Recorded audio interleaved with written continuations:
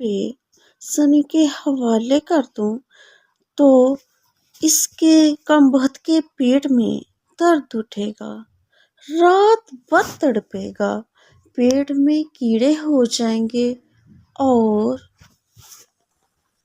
کیڑوں کے خوفناک تصور سے گھبرا کر وہ کہتا، اچھا تو ہم اس کی پینسلیں خرید لیں گے۔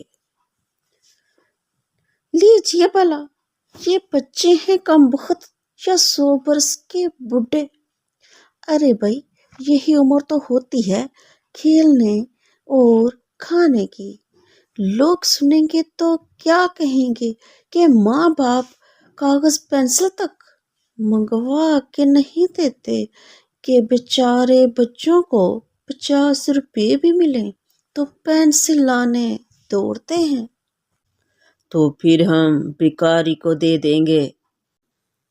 آخر جان چھڑانے اور 50 روپے ہتھیانے کا سنی نے آخری حربہ استعمال کیا۔ جاؤ جاؤ، نہیں دیتے ہم، ہمارے ہاں کیا مفت کے پیسے ہیں جو خیرات کروائیں گے؟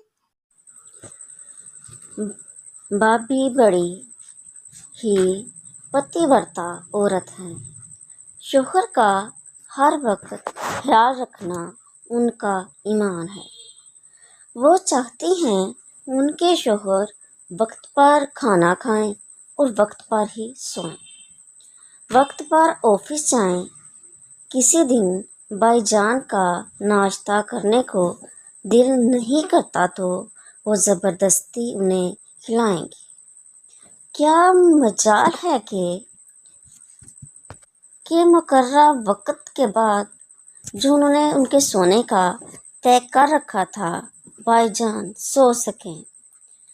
کسی دن 3 روٹیوں کے بعد بھائی جان چوتھی روٹی کی طرف ہاتھ بڑھائیں تو بابی چلا پڑیں گے، ہائے ہائے، کیا غفلت کر رہے ہیں آپ، پیٹ خراب ہو جائے گا آپ کا، کھٹی کھٹی ڈکاریں آئیں گی، آپ تو پہلے ہی کیا کم موٹے ہیں۔